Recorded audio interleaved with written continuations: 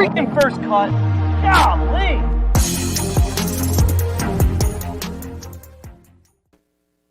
Welcome to the First Cut Podcast. I'm Rick Gaiman, and this is your recap pod for this week's Players Championship. And joining me to break it all down, Greg Ducharme is here. Greg, what up? We were talking about this just before. If you're on a long car ride, whenever you're listening, you found the right podcast. Yes, yeah, you did. This might be a while. Kyle Porter is here. KP, there is so much great golf, so much everything is happening right now. Oh, it was so fun. The first 3 months of 2021 have just been awesome, and I thought that JT's performance and the whole players was just a great cap to kind of the first quarter. And now you kind of move on to, the second quarter that includes the Masters. And yeah, it's been an awesome year. And I thought the weekend was great.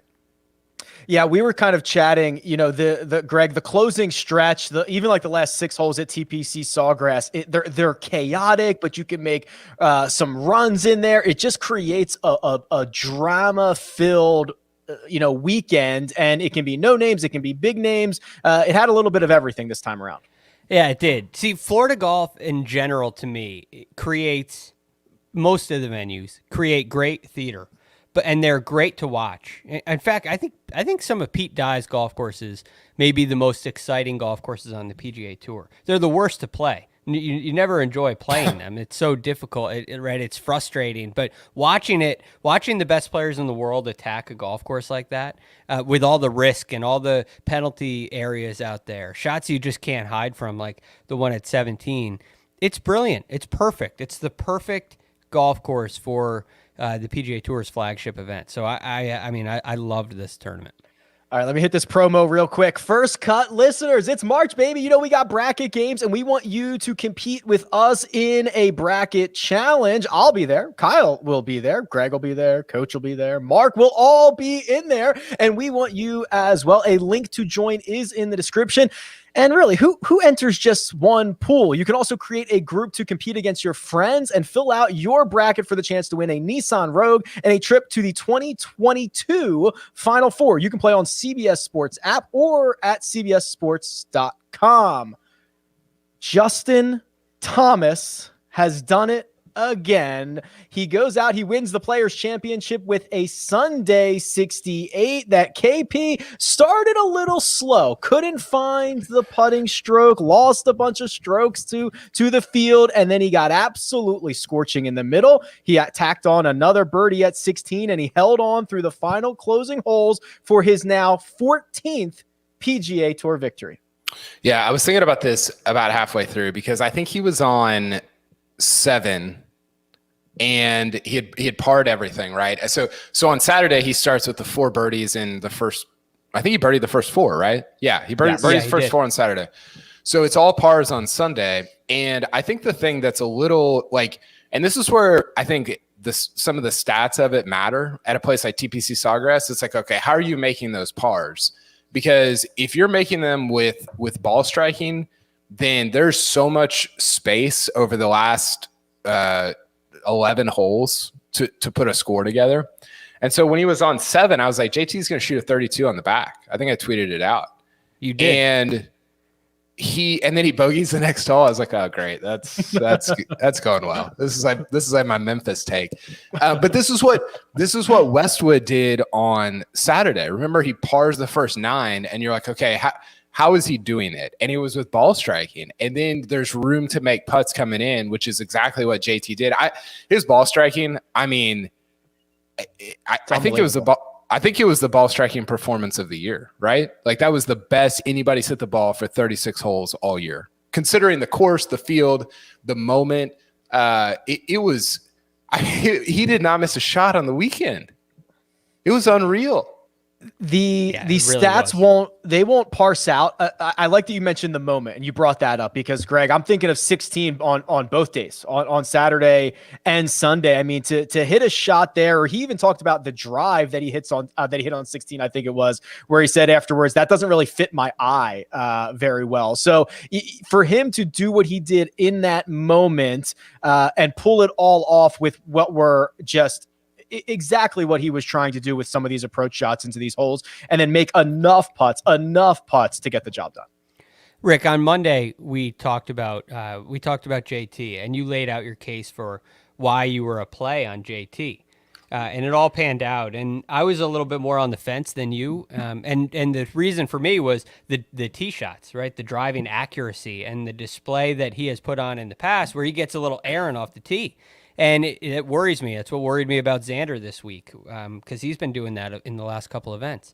And all of a sudden, he comes into the weekend, and it shows on Friday. On Friday, he hits 4 of 14 fairways. It was a little errant. He ends up finishing strong with birdies at 16 and 18 and saves the round, and it turns out it saves the tournament. But today, he stripes it at number 1. He stripes it at number 2. He ends up hitting 12 of 14 fairways. He hit 10 of 14 fairways on Saturday. And those tee shots that are uncomfortable for him, the ones that move right to left, he was able. He had a shot. It was almost like a go-to shot, just a rope hook, like a toe jam rope hook around the trees.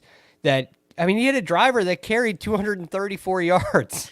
It ended up 320. It ends up 321. Awesome. It carries 234, and he hit that shot on a couple of occasions. So he figured out what to do off the tee, how to get the ball in play, and that's just the tactician that JT is, right? That's the guy that doesn't just. He's not stubborn enough to try to make what he does work. He tries to figure out how to make the golf course, how to play the golf course best. And it was really fun to watch today. But here's what's crazy is he was, and you sort of alluded to this, he was not good off the tee on Thursday and Friday. He was like, he was almost last in the field off the tee on Friday. And then it just flipped on the weekend. And think about this. So 2 things. 1, he gains 13 strokes on the field to win. 11 of those were tee to green on the weekend alone. 11 of the 13 were tee to green on the weekend. Hold on. I got to stop you there. Say it again. He gains 14 and a half strokes on the field. 11 of them are from tee to green on the weekend alone. Yeah, I think it was 13. 13 on the field, right? Oh, 14 and a half. That's right. Okay. 14 and a half. My bad. That's insane. And I think what's even crazier, and we were just texting Mark about this, but you rarely see somebody putt as bad as he did on the weekend. He was worse than field average on the weekend putting. He lost 2 shots today. Everything was a 7-footer. I mean, you can be the worst putter in the field when everything's a 7-footer, right? And you still win. I mean, it was, and I thought the way he finished. I mean. I wrote about it a little bit, and Greg probably said it better than I wrote it. The tee shot on 16 was insane, and to hit the shot, the tee shot on 16, and then the next shot is your. Sorry, I got my phone going here. The next shot is like this high. I guess it was a 5-wood into that green. I mean, those back-to-back shots were just insane, and then the drive on 18. The whole thing was wild. The drive on 18, I guess, Greg, is probably the one that was not necessarily the line he wanted to take. A little bit more aggressive, I think. But hey, some things have to go right. He barely carries it. He gets a nice, great straight kick, and it rolls out a long way for him to end up making par on 18 and essentially solidifying his victory here. Yeah, it got a good break, right? But that's the same shot. It's the go-to shot. That's the shot. And he may have had this shot in the bag before, but I can't remember JT coming down the stretch of a tournament and putting the ball in play like that. I mean, you think he hit that shot on 2, he hit that shot on 12, he hit that shot on 16, he hit that shot on 18, and he executed it every single time. 18 was probably a little closer than he'd like, and he got a good break on it. But that's a shot that he rehearsed. He prepared for those tee shots that were tough for him, and he executed when he needed it most. So it was a thing of beauty. It was just a thing of beauty. It's not easy to do, and it's his biggest weakness. You could argue it's putting, but to me, the thing that holds him back more than anything else is the errant tee shots. That's why he has lost some tournaments and hasn't closed in the past. And today he executed, and those are just some of the examples on why.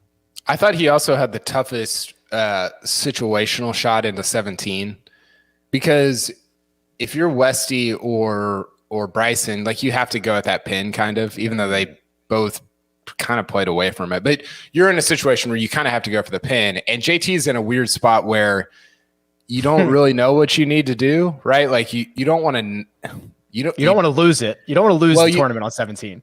Right. But then you also, it's just, I thought he had the toughest of all those shots on 17, just situationally. And, I think he thought, and I thought when he hit the 6-footer for par, that was it. It turned out it wasn't, because he got within about 3 feet of hitting it in the water on 18. But the whole thing just, it highlighted why I predicted 25 wins in the 2020s for Justin Thomas. So here it is. So Mark and Kyle got into this. So here's the index card. So Kyle's got 25 wins in this decade. And what are we up to, KPs? Was this 3 or 4? This was 3. So he won Tournament of Champions. It feels like he's won 5, but he won Tournament of Champions. He won Memphis, and now he's won this. Is that right? On pace. Yeah, he's on pace. He lost. He's on pace. I did the math. He's on pace for exactly 25. Perfect. So it's like, what is it, 2.5 a year, something like that? Yeah. This one should count as 2. I should have thrown in some caveats here. You should have. And to put this into a historical perspective, Greg, 14 PGA Tour wins before the age of 28. It's a short list. It's Jack Nicklaus, it's Johnny Miller, it is Tiger Woods, and now Justin Thomas. That is now his place in the game at 28 years and younger. He has the skills. We see it time and time again. If you can putt like this and win, you're going to win a lot. Right, you're going to win a lot. He has a lot of tools, a lot of ways to win, which is a great asset of his. The other thing is he knows what to do when he gets down the stretch. Like Kyle, you mentioned 17, that situation. I'm not sure where the safe shot is there. And so that's the one thing. I don't know where if you're afraid in the moment, or if you have a 2-shot lead or a 3, where do you hit it? I guess that's you why hit it it's right such a great the flag if you're losing, but yeah, for sure. But that's why it's such a great pin, is because, and we always talk about this, but like the most dramatic and best golf is when guys have to make decisions in the moment that they don't really want to make, that they're kind of uncomfortable with. And that's what we saw from him. And he didn't hit a very good shot. He kind of left himself the Martin Keimer putt that Keimer made in, what was that, 2014, I think. Yeah, I believe so. And you had seen guys have that putt all day, and they almost rolled it in the water. He actually hit a pretty decent putt from where he was at. But yeah, to go back to the tee, that was just a very uncomfortable situation to be in. I think because I'm with you. Like, how do you hit it over there with a wedge? That's what you think when you're watching. People hit it over there all the time, and I think the reason is the safe shot at the middle of the green.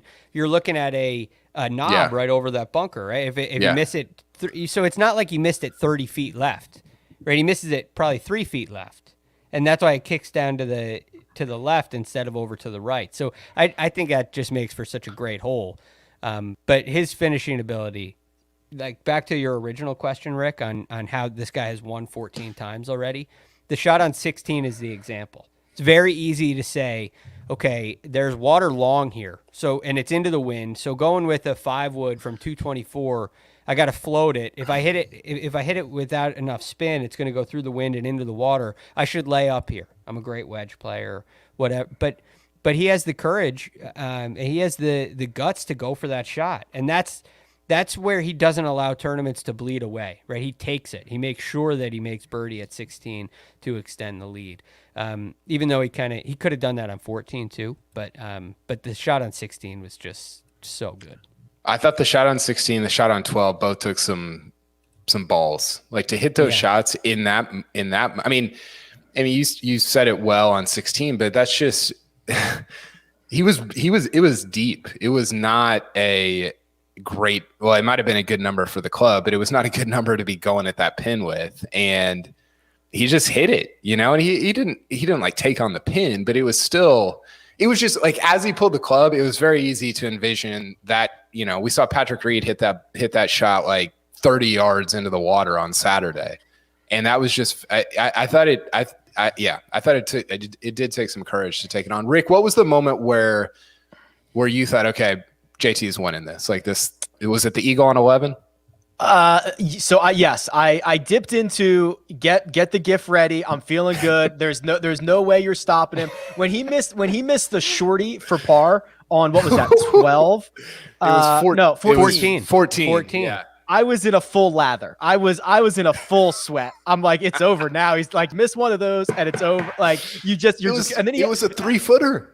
It was the shortest putt he missed all season. And I'm like, in this moment, you can't miss that on a Saturday when you're in 54th or like in this moment, he misses his shortest putt. And then when he made the par on 17, I was like, okay, now I wasn't expecting 18 to be as sweaty as it was on that tee shot, but that's when I was like, he's got this. The only other time I got nervous was not JT related. It was Bryson related when he flew the corner on 16 and had 190 in. And I'm like, oh no, he's going to stuff this close. He's going to go eagle, birdie, birdie. He's going to win this thing. And he then made eagle. And that's when I was a little sideways. I agree with you about JT on 14, although at that point he literally had not missed a shot all weekend. And so you're like, well, I feel like he's still going to have some chances here. So it didn't feel as monumental as maybe it would have otherwise. Like he was just, and he said it afterwards. He's like, this is probably the best tee to green I've ever been in a single round. I was not worried about him getting to the green. I was worried about him having 5-footers for par along the way. That was going to make me nervous. Yeah. That's the way I felt about it. The 18 tee shot could make you nervous too, though. I mean, even if you have a 1-shot lead. Could? Yeah, it did. I mean, it did. Well, but leading into it, right? If you're up 3 there, you hit an iron, you take the water out of play. But when you have a 1-shot lead and Bryson DeChambeau is behind you and Lee Westwood's behind you, and these guys can make birdies down the stretch. And we saw it on 18. Lee makes birdie and Bryson almost does. You're a little worried. You got to go make at least a 4 if you're JT there with a 1-shot lead. So you have to take the tee shot on. There's no bailout. And it was, makes you sweat. That one made you sweat. And it's like the weird part for him is he hits this cut normally, and a cut's not great there, especially if you're hitting, if you're deep at all. And so it's like, do I have to just hit a draw here? And he hits that hard draw, and it's just that shot. Honestly, like that's a tougher shot than 17, like way tougher. You know, given the moment, and if you're taking it on, I think that's a tougher shot than if you're kind of sort of taking on 17. And 17 gets all the publicity, but that's the shot that is just terrifying. Yeah, and that hook. I was on the ground. You can't control that hook, right? This is the old line. I'm sorry, Rick. It's okay. This is great. We're gonna be in a while. Don't worry about it. But when you hit a fade. If the hole was reversed, it's a mirror. This hole exists all over the place too, where there's water all up the right-hand side. If you're hitting a fade, like Patrick Reed's helicopter cut that he had at the Masters, you have this go-to big fade you can play, right? That one lands much softer when it gets on the ground. It tends to fade less. If you miss that shot, it tends to fade less. It goes a little straighter. Whereas when you're hitting hooks like that, they tend to overhook more. Once they start hooking, they tend to hook more than you think, rather than less than you think, like the fade. So that's why it makes you so nervous. Because on 16, that shot works because it could run into pine straw or into rough, and then you lay up, right? It works on two. There's not that shot doesn't exist where JT hit it with water as the penalty. If there was no real penalty if he overhooked it on any other occasion, I mean within reason. At least if it gets on the ground and rolls into trouble. But this, that one it's scary. If you get that ball hooking, you feel like it can land in the middle of the fairway and end up in the water. It's kind of like You know who else hit this shot this year? Jordan Spieth on 17 at Scottsdale. That's the same shot where it hooks too much, gets on the ground, runs and runs and runs, and ends up in the water. I'm glad you brought him up because I was going to move on to Lee Westwood, but there's a really good question in the chat from Daniel Olson that I think is worth tackling. And it says, is JT's resume or career now better than Jordan Spieth? Now Justin Thomas is at 14 PGA Tour victories, the same number as Jordan Spieth, but KP, it feels a lot different. In one sense, Jordan Spieth has 3 major championships to Justin Thomas's 1 plus a Players. but Justin Thomas has won 10 times since Jordan Spieth's last victory. Yeah. So there's a couple answers to this. One, JT's resume is not better than Spieth's. Like, I don't think that is, I don't think it's disputable. I mean, he's won good events, but you win an Open at Birkdale, you win a U.S. Open, you win a Mass. I mean, he can't compete with that. But the bigger picture question is JT better than Spieth? And the answer is like, he has been for a while, right? So I think their trajectories crossed a while ago, and I think at some point their resumes will as well. Like, I think JT is going to win whatever, a US Open or a Masters, or I think with one more major, I think you can look at JT with that many more wins and a Players. Like, if he wins the Masters this year, then JT's resume is better than Jordan Spieth's. So I think they're at least within striking distance. And I think that's right, Greg. A resume by nature is just list it out, put it on a piece of paper, and look at it. And you can't really dispute that Jordan Spieth's resume is better. He's got more major championships. It's unbelievable. I mean, it just feels so much different, though. Right. It does. But JT hasn't competed in the majors the way Spieth has. Spieth is right. Right. It's not just the wins. Jordan he almost won 4 in a year. He really did. He was at St. Andrews in 2015. He could have made birdie on 18 to make a playoff, to get into a playoff, to win 3 in a row. And then he came in second at the PGA at Whistling Straits. He lost to 4 guys in 15 at the majors. It's Oosthuizen, Leishman, and who else was in that? Oh, Zach Johnson. Jordan Spieth has 10 top 10s in major championships. I think JT has like 3 or 4. He's at 5 now. He got to 5. Okay. Yeah. 1, 2, 3, 4, 5. Yeah. Yeah. And he doesn't have the heartbreak. Jordan's heartbreak is, he should have a 4th. You could say he should have a 5th. I mean, he's been there in the mix so often. And I don't know, with Spieth on the comeback trail here, golf's interesting. There's no way to predict the trajectory because you could be done today, right? This could be JT's last win. You never. It's crazy to say. I hope not. Yeah, but I'm serious. Jordan Spieth wins 2017 at Birkdale. Would you say he's not gonna win again for 3 or 4 years? No, because would you have said that? Of course not. But also, like, it's not just. It's the way he was like the best player in the world. He wasn't like the 30th best player who won the Open. He was the best player on the planet. And so it was like a there's no chance. So I think that's a great point. I thought what was said, I can't remember. I think it was maybe Dan Hicks said it as JT was signing his card. He was talking about how JT, I guess, had said in an interview or something like, I hate that my emotions and my feelings get so wrapped up in golf, but this is all I do. And this is my job. And part of that, you're like, part of that is the reason that I said he would win 25 times in the 20s. Right.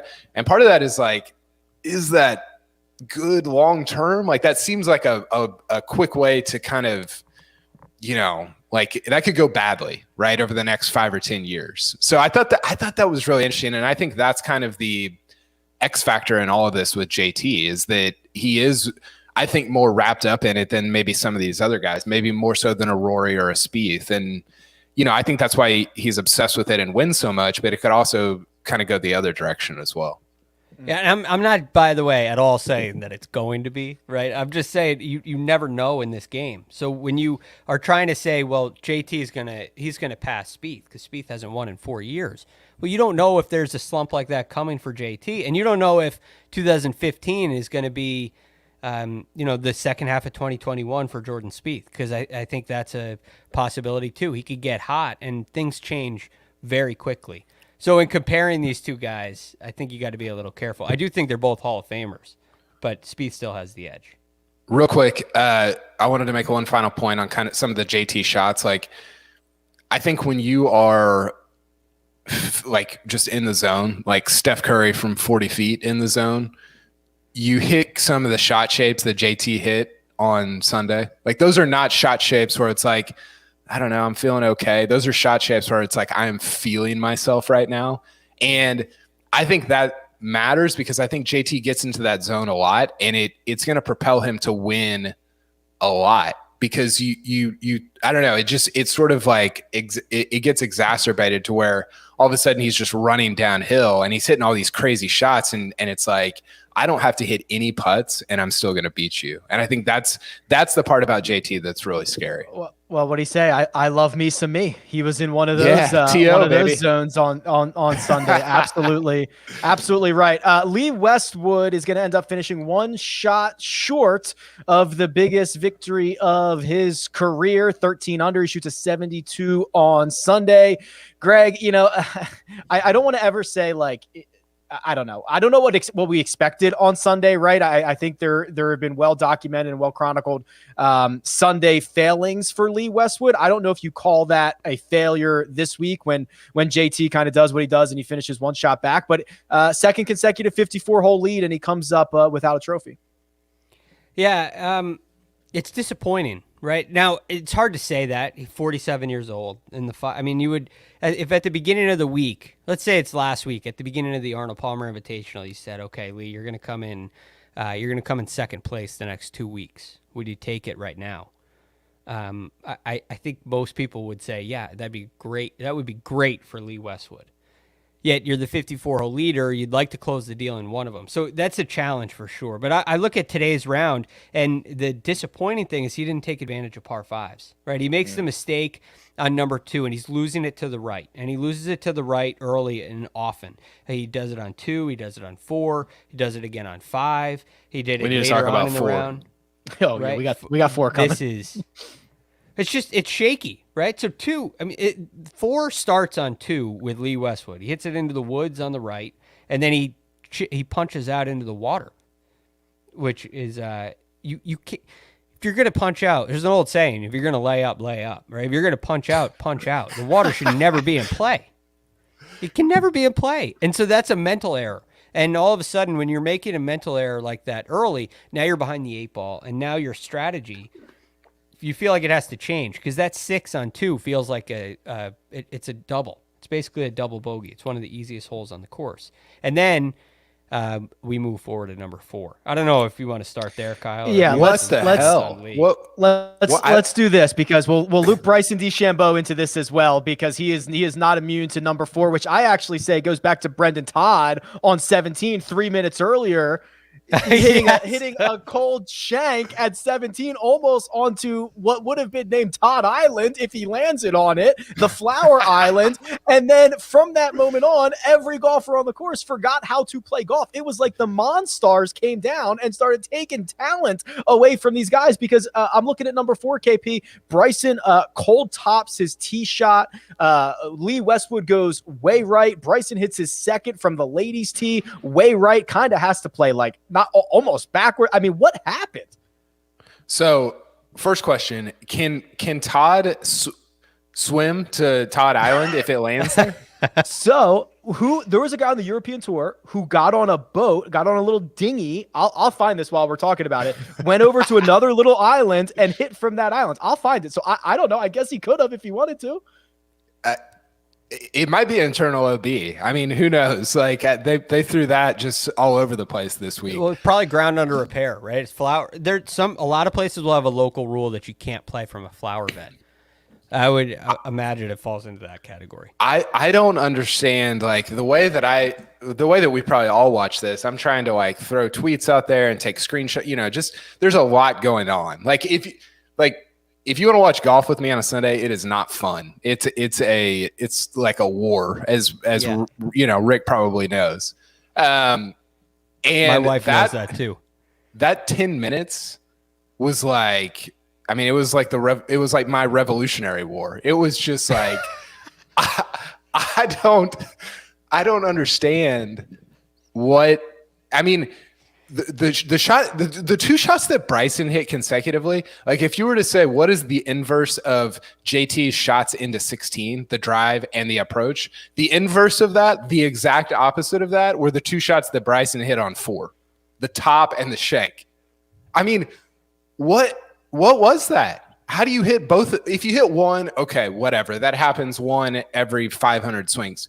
You hit both consecutively? Did he black out? Was he conscious?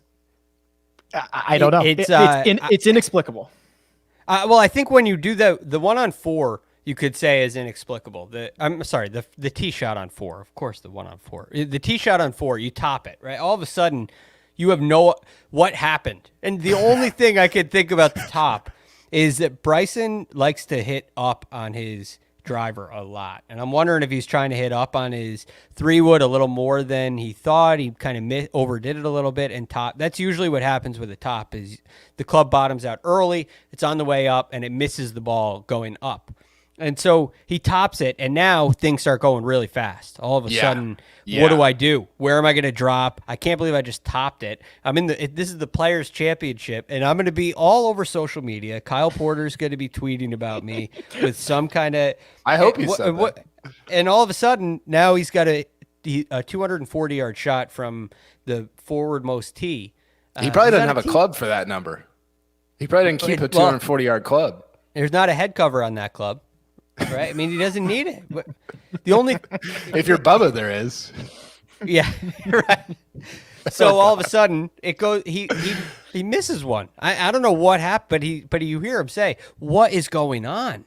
And that's just a sign to me that he's things are going too fast. Yeah, it was a legitimate. I'm not even kidding. A world-class double because the shot that he hit from I don't know what it was. The landscaping is what the shot tracker calls it. Yes. From the landscaping was unbelievable. And he gets out of there with a double. But to back to the Brendan Todd stuff. So producer Jacob on YouTube, we have the video. This is from the European Tour. Gosh. Joel Soholm, he's from Sweden. I'm sure I butchered that. Got on this little dinghy. Look, his ball's on a separate island.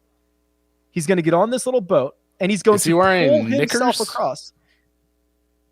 That's a good question. He looks like he plays for the White Sox. He does look like he's a pitcher, a relief pitcher. Yeah, coming in for the save. Throws about 97 with the slider.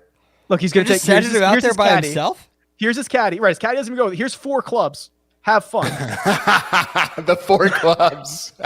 And then he's going to pull himself across. This is the best part. Does he have an oar? Okay, take it. No, he's got a string though. What? How'd they get it across? Why? How is this the first time that I'm seeing this? This was last year. This was last summer. So he's on this little island over here. So he pulls himself across, and he's gonna hit from here. Could you imagine Brendan Todd doing this? He throws his club out. That's so good. This is unbelievable. This is crazy. The greatest thing about this is so funny. The greatest thing about or the most telling thing about the Bryson stuff on 4 though was like. I did not, as I'm watching that play out, I didn't recognize the hole. You see these holes all week, and you see them from the same spots. Like guys hit to roughly the same spots. The spots he was playing from, I was like, I don't know what hole this is. Like you'd never seen stuff from, or never seen shots from where he was hitting, and that was shocking. It was probably shocking for him.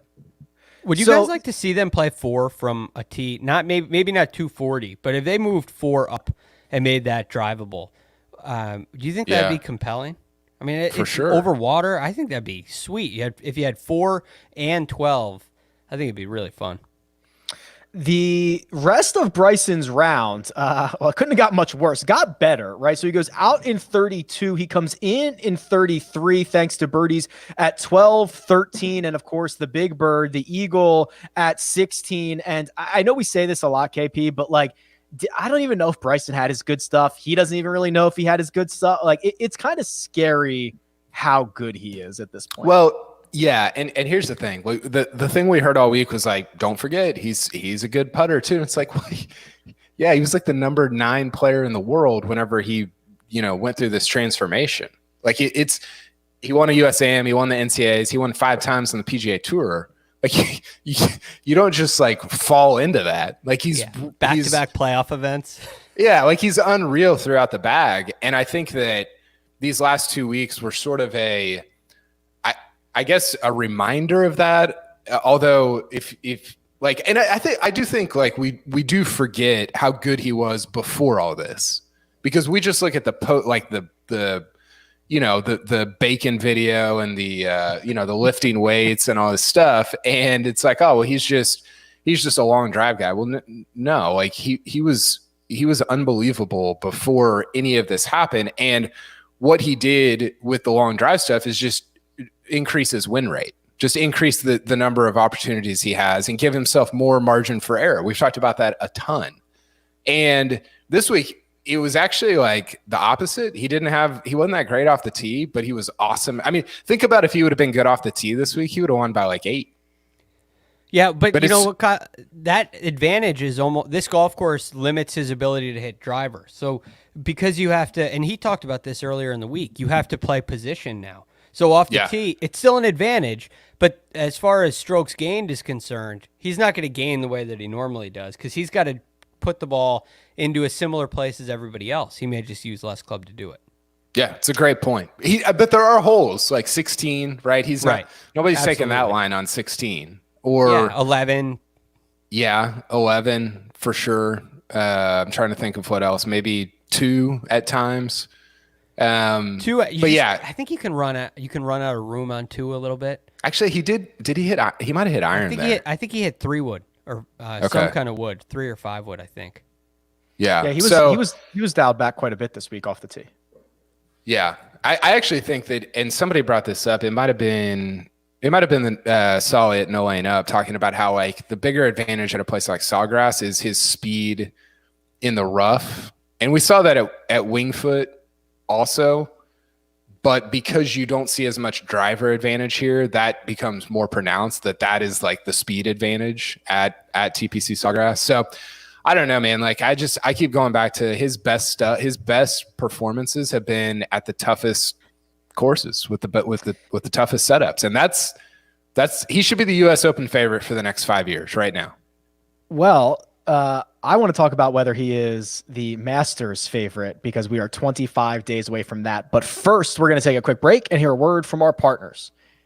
And we're back. As you so clearly pointed out on Twitter, KP, 25 days out from the Masters. That's absolutely unbelievable. And Greg, we've got the odds shaking out here. So Bryson DeChambeau, who we just talked about, now 9-1. The only guy shorter is Dustin Johnson. He's 7.5-1. Justin Thomas moves down to 11-1. He is in the same tier as Jon Rahm and Rory McIlroy. All of those players ahead of Brooks Koepka at 12, and that man Jordan Spieth at 14-1. So Greg, has anything that you have seen in the past couple of weeks give you any pause for Augusta National, or does it fire you up for somebody who might be able to make a run?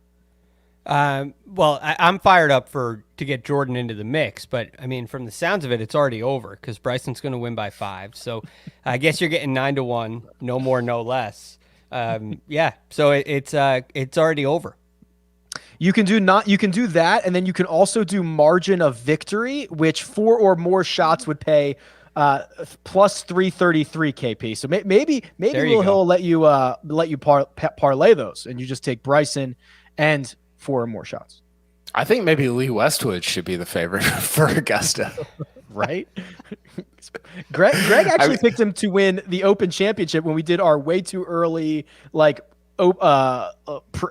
majors preview a couple of months ago. So that would be sweet if he won the Open. I think Bryson should be the favorite. I don't know. I'm a little like, I know I've had a lot of bravado in picking him by 5. I'm a little wary of him at Augusta just because he hasn't really thrived there. And some of that you go back to the green reading book. You're like, is that a thing? I don't know. There's just something. It hasn't gone great for him in however many 4 appearances or 5 appearances that he's had. I'm probably more bullish on him now after seeing what he did in November and seeing what he's done at Bay Hill and then seeing what he's done at TPC Sawgrass, which is. Okay, when he got to Augusta in November, it was 48-inch driver. I'm just going to pound it around every corner. I'm going to bring this course to its knees. It's a par 68. That didn't work out so well. Now it's like, okay, I can kind of dial it back a little bit, Greg. I can play to my advantages when they are most advantageous to me. I can rely on the rest of my game that, as most people want to forget, is a top end rest of his game. Like I'm probably more bullish on him now than I was immediately after the November Masters. And he was dizzy at the Masters last And year. he was dizzy. He'll be fine this time. So I think he was also kind of feeling himself after the U.S. Open, where he was just like, I'm gonna burn down every place that I go to. Right. So I agree with you, Rick. I'm more bullish on him now too. I think there's a little more experience. There's going to be it's a second venture with these new lines, and his advantage is statistically it's built in every week. And that's what I like. So the more Kyle says it all the time, he's just upped his win rate, and he's going to have a chance. This is why he's one of the favorites, and he should be. And he's got to put together the other elements of his game the way he did at Bay Hill, the way he did at the U.S. Open. And if he can putt and chip and wedge it around like he did at those venues, or even close, then he's going to have a great chance at winning. And I think that's very possible. He just needs to keep going back. He's going to be fine. I wouldn't worry about what happened last time. I think that's an anomaly. It's possible for him to play poorly. Whether he's dizzy, whether he's just not feeling right, whether he's not in the best form, that's all possible. But it's also possible that he plays great, and that's kind of where I'm leaning right now. The madness is upon us, and the Eye on College Basketball podcast is your audio guide for the entire NCAA tournament. Over the next few weeks, Gary Parrish and Matt Norlander will take you from Selection Sunday to the net cutting in Indianapolis, and this week they'll help you fill out your bracket and then provide recaps after each day of action as the tournament tips off. If you want the best March Madness analysis, subscribe to the Eye on College Basketball podcast anywhere you find this one. I cannot wait any longer.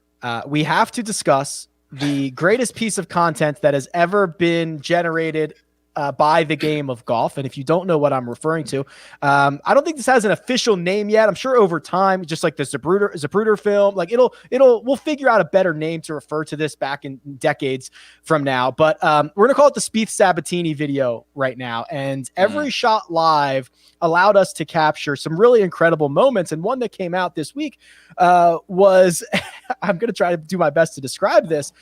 Jordan Spieth hitting into Rory Sabbatini. Rory Sabbatini not taking it so well. And then KP, I'll just say we found out maybe how people really feel about Rory Sabbatini, namely Jordan Spieth and Colin Morikawa. I mean, the whole thing was just it was on a day of Saturday at the Players is always crazy, and it won the content war. I mean, it stood out above everything else.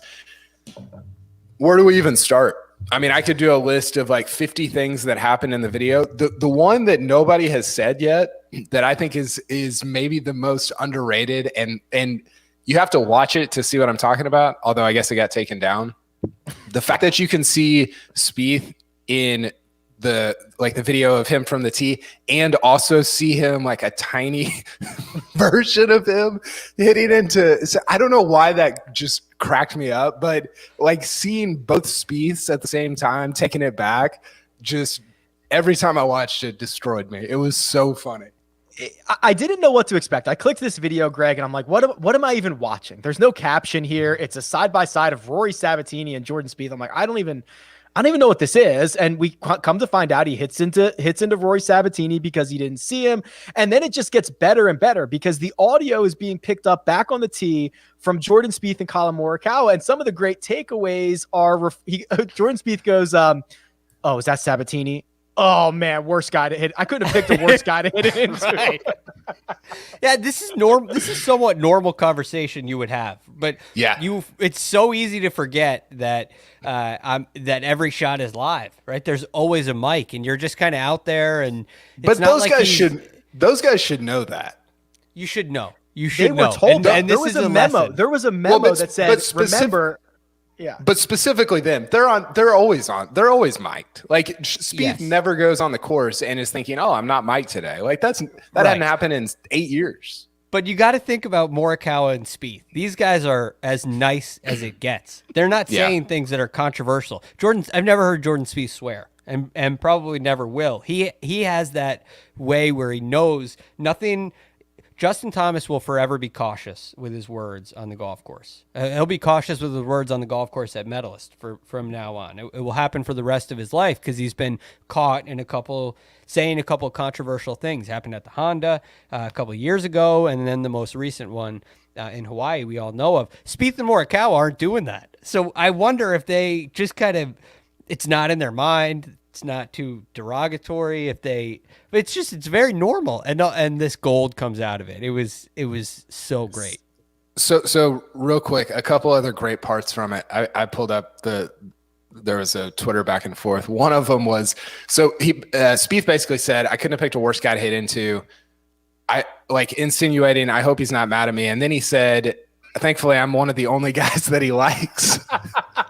Which to Spieth's credit is probably a known thing that Rory Sabbatini doesn't like anybody, but for him to be like meta and aware of that and then say it is hilarious. And then somebody in the group, it might have been a caddy, said, hopefully, like, they didn't want him hitting into Sabbatini to create a bad shot.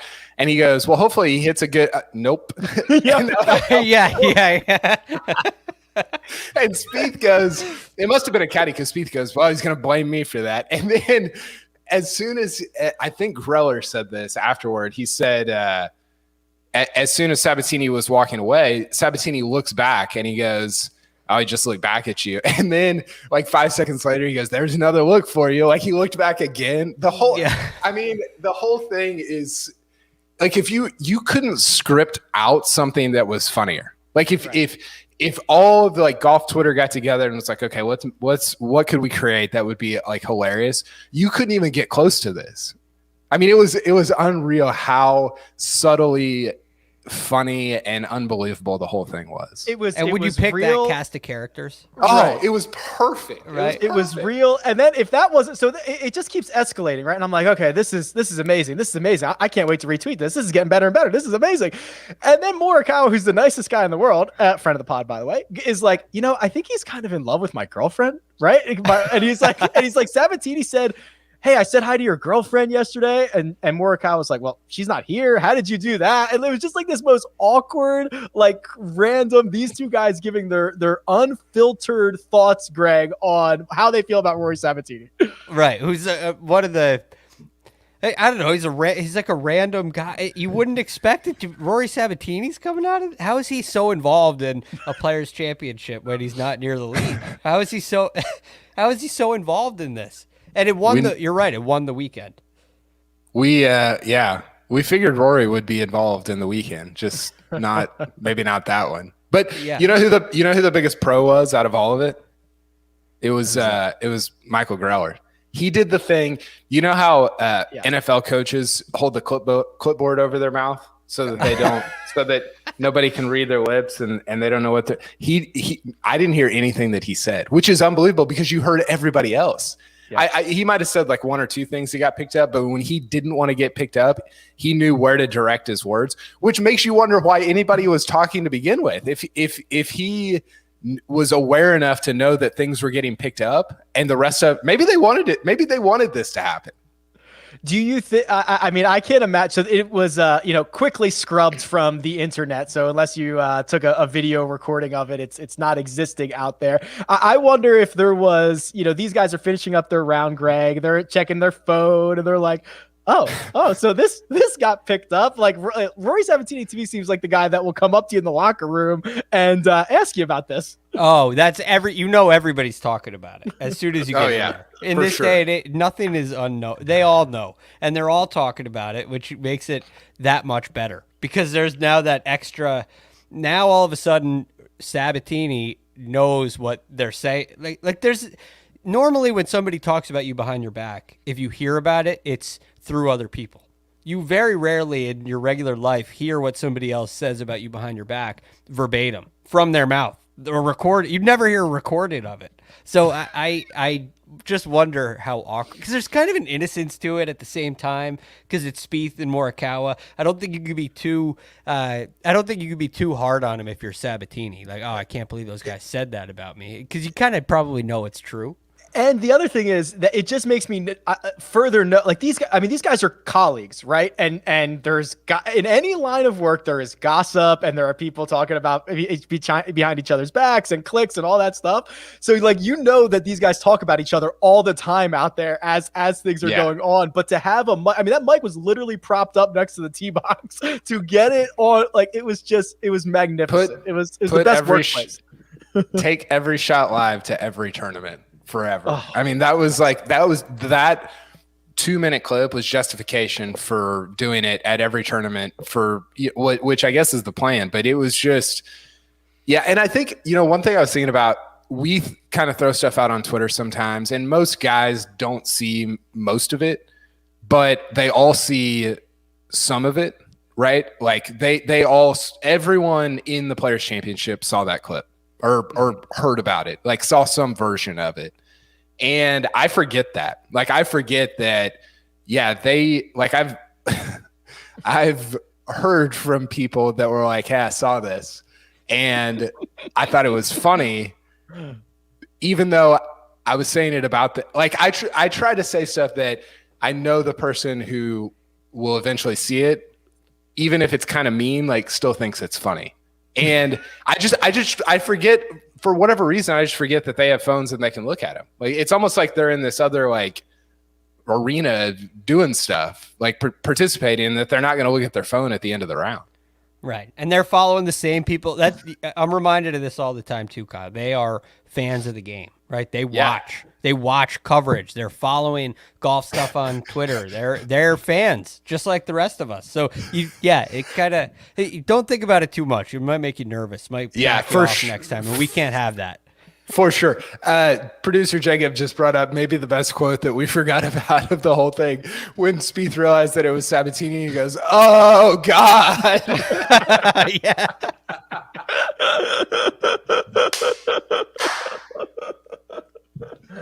Oh, he is the best. Jordan Spieth gives us a new audio file every single week. I mean, it was special. I watched it a ton. I mean, is there anything? It's amazing. It's amazing. Yeah, it was great. Him and Greller were great all weekend. There was another clip where I think it was on 10 or 11, and Spieth hits a pretty good shot. And they had this long conversation, and Greller always just looks like, why am I out here? Like what are we doing? And which I think that's just player caddy relationships at times. And Spieth was like, I can't remember his exact verbiage, but he was like, you don't seem very enthusiastic about that. Did you want it to be closer? Did you expect better? What did he use? You seem frustrated. Well, you seem frustrated. Yeah. I was like, man, I think I said that to my wife this morning about like cleaning the kitchen or something.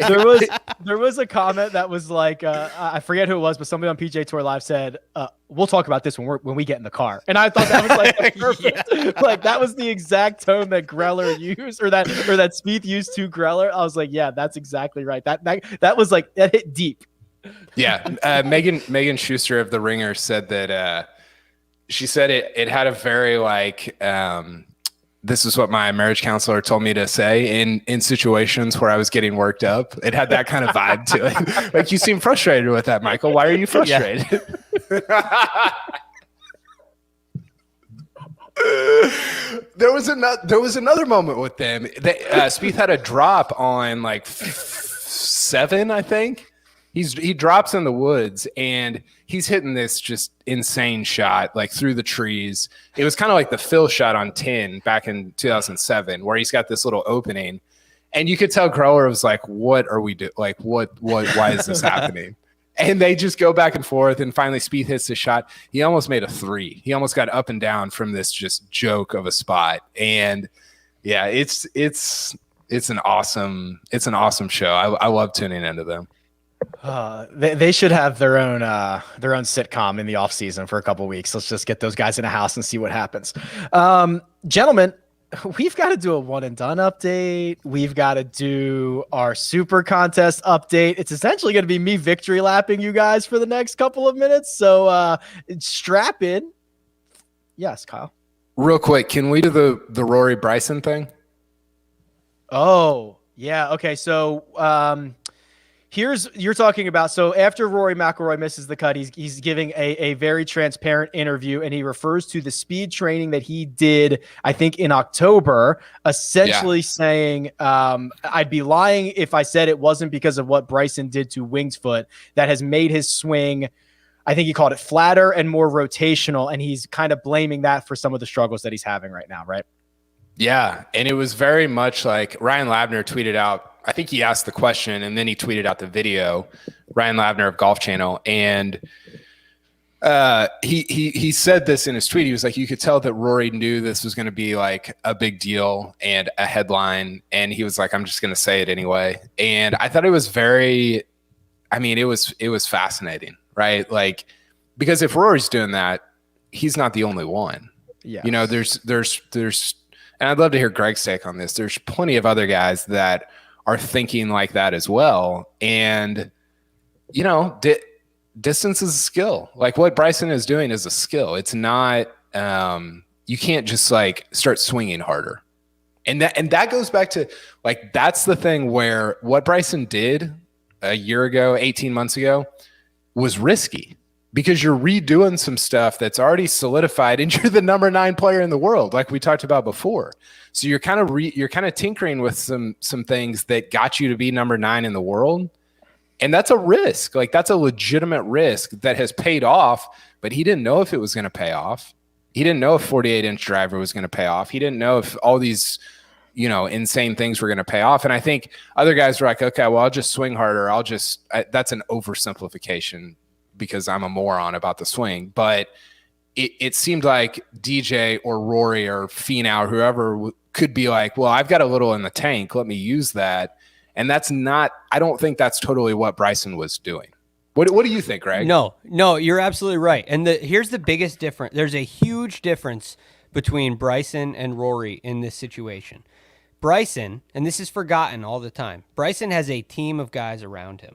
He has Chris Como around him. He's got Mike Shai around him. He's got trainers. He's got nutritionists. He's got an entire team. And when they went into this journey, Chris Como says, we left a trail of breadcrumbs. And everywhere we went, we knew what we did. We knew what we changed. We knew if it worked. We knew if it didn't. We always knew how to get back to home base.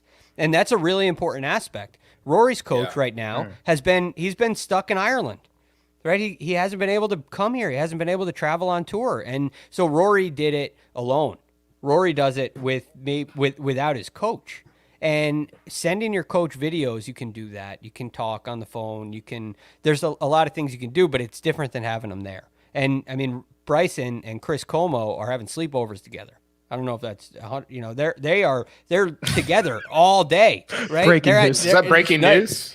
They're hanging out, right? They're hitting balls in the living room. Onesies. He's not wrong, yeah. Right? So it's a completely different experience. And I think Rory, it's easy to get off track when you don't have a coach. And you look at Rory and you say, he doesn't need a coach. Why would that swing need a swing coach? It's not about having a swing coach. It's about understanding the direction you're going in. The coach keeps you on track. The coach keeps you from, he protects you from yourself. He protects you from going down a path you shouldn't go down. And I wonder if Rory got into that. I think the biggest problem is not that he tried to hit it farther, but that he did it by himself. And I think to Kyle, your other point is like, of course he's not the only guy, but he's probably the only guy who would tell us that and tell us that maybe this went a little sideways and maybe I regret this a little bit, right? Like the everlasting transparency of Rory McIlroy is fascinating. Well, and yeah, that he's the most prominent guy that it would affect the most. Right? Like maybe that's what's going on with Matthew Wolff. I don't know. I mean, that could be it, but Rory's, he's doing it out in front of everybody. The Rory stuff is like, I thought he got exposed this week. You know, he has these, we've talked about this. He has these weird rounds where he just was kind of off. Like even throughout the beginning of 2021, even though the finishes were good, he just has these bizarre rounds where he shoots 76 and it's just way off. And I thought his game really got exposed because that's what TPC Sawgrass does. If you're off by 2%, 3%, you're going to get really exposed. And I think that, I don't know, sometimes with Rory, it seems like he sees something over here and he kind of chases it for a little bit because it's intriguing to him and because he likes to think about things and try to figure them out. And like, sometimes I wonder if he'd just be better off shutting the mind off and just hitting golf shots. And again, oversimplification. I'm not there every day, all the caveats, but the thing you always go back to with him is he's got the best swing in the world. He's got the most talent in the world. And I don't know. Like, I refuse to believe that he could be that poor from like 150 and in. I just don't get it. Like, I don't understand. And then you exacerbate it with the driver stuff, and all of a sudden you miss a cut by 10 strokes. Bizarre is a really good word for it. It also doesn't help when you lose 6.5 strokes putting. I mean, it was all bad. It was broken. It was terrible. You're right. And it just feels like it's gone on for a while. So we'll see. We'll see what Bryce or what Rory. Geez, I just did it. He'll probably win the Masters now. After all, I hope so. No, Be the best. All right, gentlemen. You tried to postpone my victory lapping long enough. We are going to take a quick break and hear a word from our partners. And we're back. This could be a really quick update, gentlemen. There is a new sheriff in town, and his name is Rick. Let's do the one and done. Let's do the one and done update here. So third person. That's great. Yeah. Awesome. Coach entered the week at $1.9 million. He had Colin Morikawa, who got him $50,000. So he's gonna break into the $2 million mark, and he is going to be very upset because Greg, I think I'm not sure if you were on that episode where Coach was deciding between Morikawa and JT and went the wrong way. I wasn't there, but I heard about it I heard it. So yeah, disappointing. This is a tough event, Rick. I got to give you I give you props. It's so hard to pick. This and the Open Championship, I think, are the two hardest to pick. Yeah, and that's why I went with. I'm not trying to take away from Rick's victory lap here, but I went with Scotty Scheffler, who I think is like he's not that grade A saving for majors in this super season. I'm not going to play him in a major. I thought, well, if I lose him. Because anybody could JT could have missed the cut this week. He almost did, right? So anybody could fall here, as you see with all of our picks. So brutally tough week to pick. Producer Jacob went with Webb Simpson, missed the cut, so he'll stay at 2.6 million. KP, you went with Patrick Cantlay. This to me was the most surprising. I knew when I was taking Justin Thomas, I was taking on some inherent risk, and I was willing to trade it off for the upside. This to me, if you would have said who is like the safest guy this week, I probably would have figured out a way to pick Patrick Cantlay. Yeah, I got my feelings hurt by him. He was in that weird JT Hovland group, and it just seemed like I watched them on, when was the Hovland drop gate thing? Thursday morning?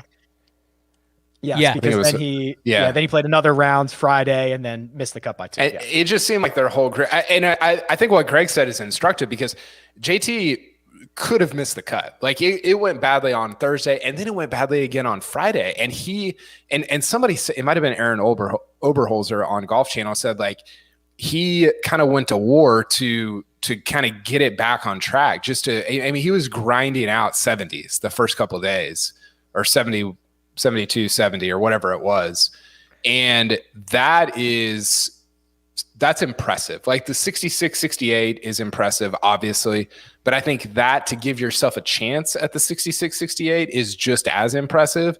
And Cantlay couldn't do it. You get to the weekend and it's like, okay, all of a sudden you can breathe a little. The cream rises. We see all these, top players in the world finish in the top 20. And I was just dying for Cantlay to get there, and he couldn't do it. Yeah, I think I didn't look, but I thought JT opened up with 71-71 back-to-back rounds of 1 under, which is, they were a grind. And then to figure it out on the weekend and make it click, I think it was a great assessment. KP, you're going to stay at 3.3 million, and Greg, you're going to stay at 4.8 million. Mark is also going to stay at his number because he got a goose egg from Tommy Fleetwood, and he's going to stay at 5.3. But at the top of the one and done standings, with $6.4 million, thanks to $2.7 million from Justin Thomas. It's me.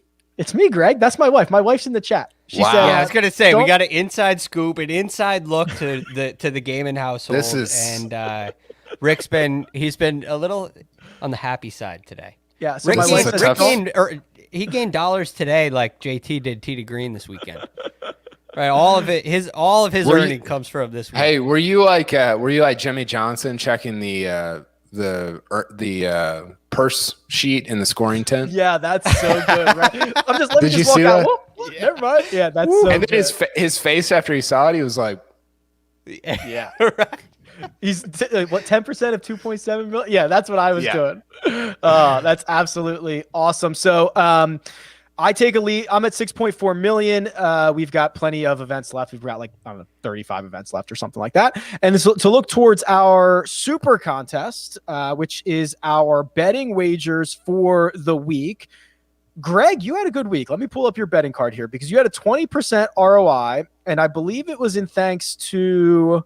Oh, okay. So you had a Justin Thomas best ball over Rory and Bryson. Nice. That made you sweat all weekend long. And then you had a Patrick Reed 3-ball over Terrell Hatton and Tony Finau, which I guess that one didn't make you sweat. So you got a little bit of both. Yeah, a little more conservative strategy this week, I guess. A little more on the matchups, a little less on the outrights. And I've gotten a little ahead of myself here with outrights. Like I like to, in these games, take the ones that you feel like are going to happen. And the easiest way to do that is match play, right? Picking a matchup. So I've gotten away from that a little bit and happy to still be positive thanks to a Patrick Reed outright. But the Patrick Reed outright got me like Bryson got Rory, where I kind of got sucked in. I wanted to just pick out. I wanted to hit on outrights. It's very exciting. So I went a little more conservative this week. I'm happy it got me a little bit of return. it's so hard at this event. I mean, I hated this week. From a pick standpoint, yeah. Yeah. It was just it was really hard.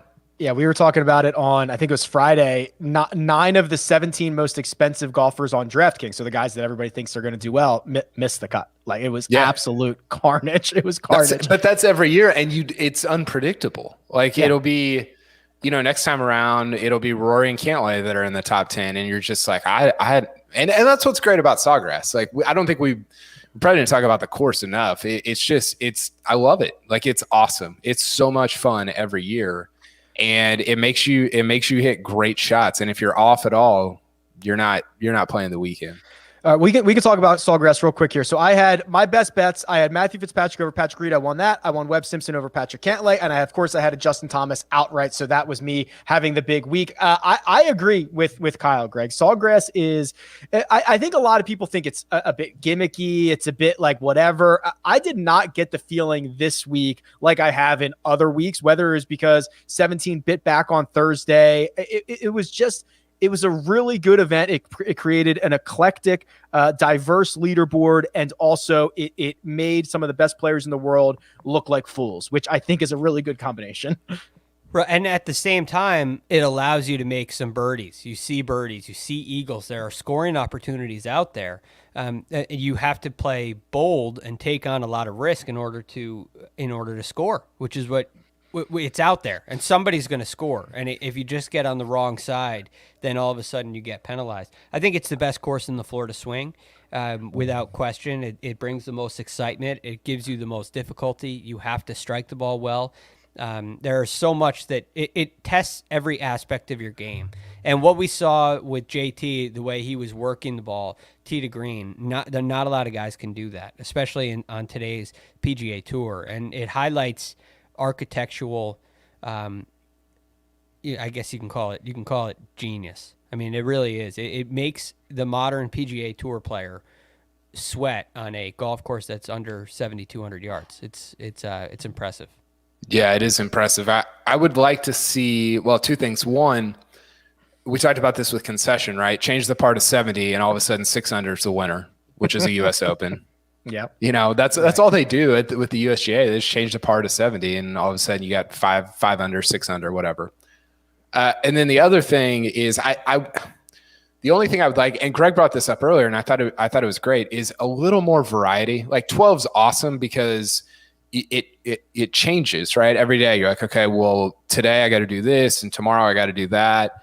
I'd love to see just a little bit more variety. It seems like 9 gets played exactly the same. It seems like 4 gets played mostly the same. Like I would love to see just, and I think they could do it. They've got room to kind of move around out there.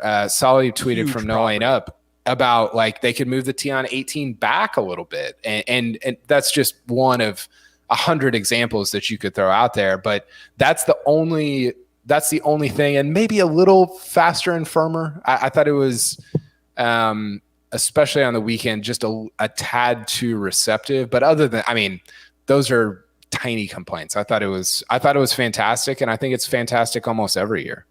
One thing real quick on the firm and fast.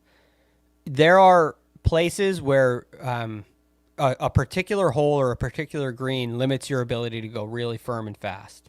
And I think 17 is one of those examples. If it gets too firm and good shots start bouncing into the water, a hole that's iconic becomes it can become kind of, I call it Mickey Mouse, where it's a little rink. It kind of, there's no real skill involved, and it becomes luck, and it becomes silly. And if it at this firmness and fast, where it gets its firmest on Sunday afternoon, and you can still hold that green and play the hole, I think it gets fair. So you just have to be careful because of that one hole, in my opinion. Yeah. One leg of the Florida swing left. Honda next week. Players Championship in the books. Last call. Anything else before we get out of here? I thought it was the perfect ending to the first quarter. I tweeted this out. I mean, all the things that happened over the first 3 months, and I realized there are other events still left in March, but DJ winning, Brooks winning, Spieth 61, Spieth being back, Westwood, Bryson winning, and the stuff on 6 last week, Morikawa winning. And then finally, JT's kind of capper at Sawgrass. It was Max Homa winning. The last 3 months have been awesome. And I said it last week. I'll say it again this week. The fact that we get to talk about it every week is just a joke. It's so much fun. And, after everything being canceled last year, to have the first 3 months that we've had is phenomenal. And we haven't even gotten to any of the majors yet. And we still have a Ryder Cup and the Olympics. I mean, it's incredible. I'm really excited about the rest of the year. You know what my favorite event is? It's the match play coming up in 2 weeks. I guess we'll fill out brackets for that. We'll have to do that on the show. I absolutely love the match play, Greg. It's the best week of the year. Maybe not the match best play week is of the year, fun, but I like it. Yeah. The early part of the weekend's great in the match play. It depends kind of how it shakes out coming down the stretch, but it's a great golf course. I love Austin. That golf course is really fun to watch. So yeah, it's another great event. Gentlemen, great week. Players Championship in the books. Producer Jacob does all the hard work behind the scenes. Thank you very much to producer Jacob. That's Kyle Porter. You can follow him on Twitter at Kyle Porter CBS. That's Greg Ducharme. You can follow him at The Real GFD, and you can find me at Rick Run Good. This has been The First Cut, and we'll catch you next time.